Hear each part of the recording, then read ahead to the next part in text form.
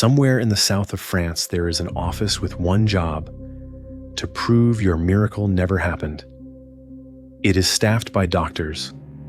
It keeps files on strangers for decades. It takes a vote. More than 7,000 people have brought a healing to that office to be examined. 7,000. Since 1858, it has said yes 72 times. And the strange part isn't the number. It's who built it. Not skeptics. Not scientists looking to embarrass the faithful. The Catholic Church built this office to investigate itself. And then it published how often it says no. In 2006, an Italian woman named Antonietta Raco was diagnosed with primary lateral sclerosis, a degenerative disease of the nervous system with no known cure. In August 2009, she traveled to Lourdes. She entered the baths, and she came out of them able to stand and move in a way she hadn't for years. And this is where nearly every telling of Lourdes stops. But that moment was not the end of her story. It was the beginning of a file. Because between I was healed and the church says this was a miracle, there is a process. And in her case, that process took 16 years. By the end of this video, you'll know every step it has to pass through, who is allowed to say no, and how often they do. The office has a name: the Bureau de Constatation Médicale, the Office of Medical Findings. It was created in 1883 and formalized in 1905 by a decree of Pope Pius X. Since 2009, it has been directed by Dr. Alessandro de Franciscis, the first non-French physician to hold the post. Here is how a claim actually moves through it. Roughly 35 people a year come forward at Lourdes claiming a cure. They're examined by the office's doctors.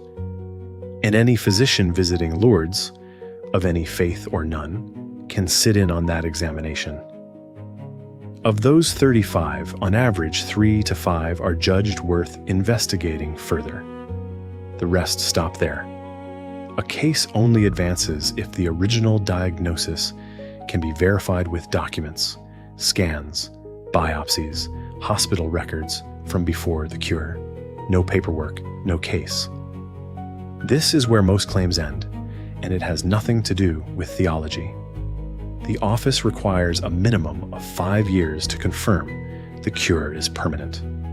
In practice, it often takes 10 or 12. A cure that reverses is not a cure. The file then goes to the CMIL, the International Medical Committee of Lourdes, around 20 specialists from different countries. They read the file, they vote. 2/3 have to agree. And here is where almost everyone gets this wrong. They are not voting on whether it was a miracle. They are never asked that question, not once. It isn't on the form. What they vote on is narrower and much harder. Whether the diagnosis was real, whether the disease was considered incurable, whether the cure was complete, immediate, and lasting, and whether medicine today can account for it. That is the ceiling. Unexplained. That is the most a doctor at Lourdes is permitted to say. The word miracle is not theirs to use. It belongs to a different step entirely. The bishop of the patient's own diocese in consultation with Rome.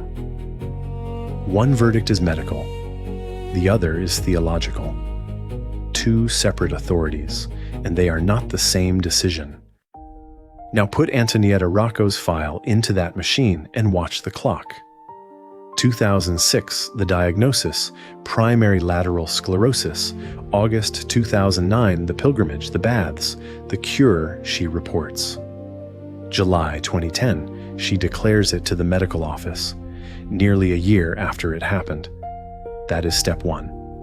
And she is only now entering it.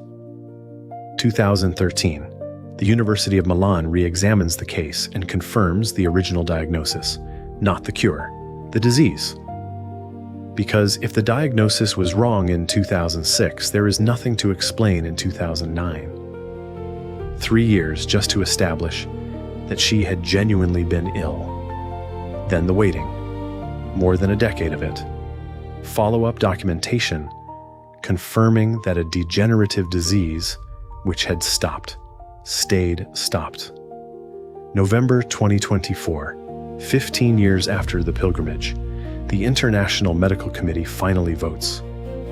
Their wording is careful, and it is worth reading exactly as they wrote it.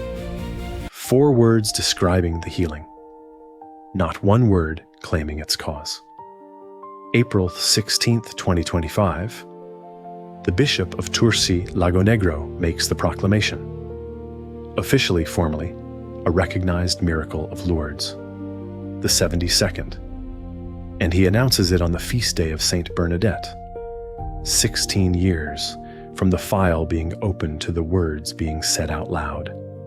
Nobody in a hurry to prove a miracle designs a process like that, which is exactly where the objections have to come in, because they exist, and a video that skips them isn't worth your time.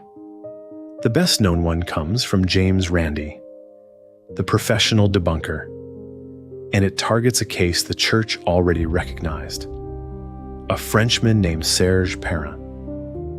Randi documented that the file was missing diagnostic tests he considered essential.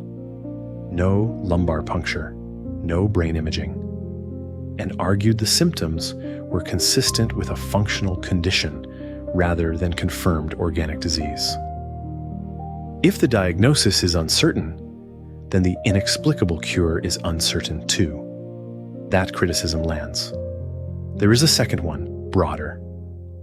In more than a century and a half of recognized cases, not one involves dramatic anatomical regeneration.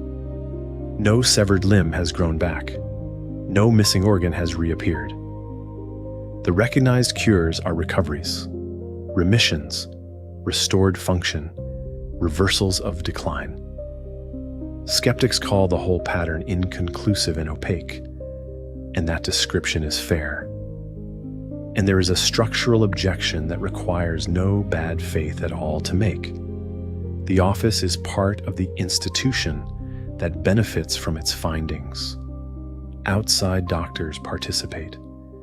The committee is international, but the process is owned by the Church, and no amount of rigor inside a system fully cancels the fact that the system belongs to one side. So is that the end of it? A closed system producing modest, unfalsifiable results? Not quite. And this is the part that keeps the question alive. In 2014, a team led by the physician Bernard François published a review of Lourdes' cases in the medical literature. They were not defending the sanctuary.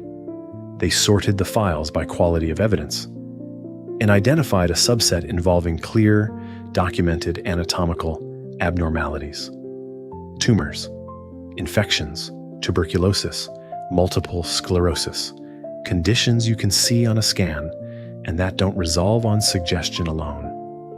For those cases, they reported no obvious medical explanation. And in the same review, they acknowledged that in other cases, placebo effects likely played a real part. That is not a clean win for either side. It is an unresolved argument inside medicine itself. Some files dissolve under scrutiny, and some of them don't. 72 in 167 years. More than 7,000 that never made it. Those 72 proved nothing about the supernatural. The committee that approved them never said they did.